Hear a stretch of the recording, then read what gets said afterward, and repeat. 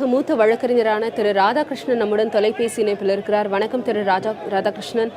தற்போது வழக்கறிஞர்களுடைய இந்த போராட்டத்தை நீங்க எப்படி பாக்குறீங்க ஒரு சக வழக்கறிஞராக? அதாவது இந்த போராட்டத்துக்கு முழுக்க முழுக்க காரணம் இருக்க வேண்டியவர்கள், பொறுப்பேற்க வேண்டியவர்கள் சென்னை உயர்நீதிமன்ற நீதிபதிகள் மட்டுமே. சென்னை உயர்நீதிமன்ற நீதிபதிகள் தான் இந்த சட்ட திருத்தத்தை கொண்டு வந்தார்கள், தலைமை நீதிபதி மட்டுமல்ல. இந்த சட்ட திருத்தத்துக்கு காரணமானவர்கள் சென்னை உயர்நீதிமன்ற நீதிபதிகள். ஒரு சட்ட திருத்தத்தை கொண்டு வரும்போது யார் யாரை அழைத்து விசாரிக்க வேண்டும் என்ற அடிப்படை அறிவு கூட இல்லாமல் சங்க நிர்வாகிகளை விசாரித்து மட்டுமே இந்த சட்ட திருத்தத்தை கொண்டு வந்துள்ளார்கள். இந்த சட்ட திருத்தம் முதலில் தேவையற்ற ஒன்று, சட்டத்துக்கு புறம்பானது, அரசமைப்பு சட்டத்துக்கு புறம்பானது. இந்த சட்ட திருத்தம் தவறு என்று சென்னை உயர்நீதிமன்ற நீதிபதிகள் அனைவருக்குமே தெரியும். தவறு என்று அறிந்த பின்னர் உடனேயே அவர்கள் செய்ய வேண்டியது இதை தற்காலிகமாகவாவது தடை செய்ய வேண்டியதுதான்.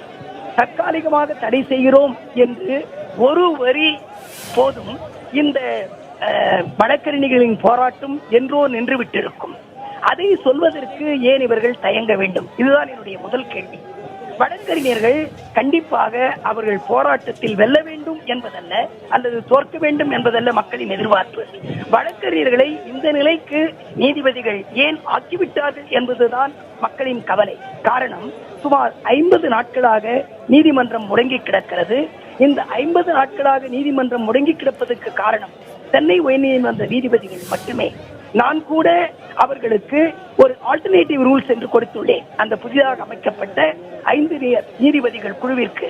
அந்த ஆல்டர்னேட்டிவ் ரூல்ஸ் படி இந்த ஒழுங்கீனமாக நடந்து கொள்ளும் வழக்கறிஞர்களை விசாரிக்க அந்த நீதிபதிக்கு உரிமை கொடுக்க கூடாது, ஒரு குழுவிற்கு கொடுக்க வேண்டும். அந்த குழுவில் மூத்த நீதிபதிகள் இருவரும், ஒரு மூத்த வழக்கறிஞர் ஒருவரும் இருக்க வேண்டும். திரும்ப திரும்ப ஒரு வழக்கறிஞர் இந்த தவறை செய்தால் மட்டுமே நீங்கள் நீதிமன்றத்தில் வரக்கூடாது என்று சொல்ல வேண்டும் என்பதை குறித்து திரு ராதாகிருஷ்ணன், உங்களுடைய கருத்துக்களுக்கு நன்றி.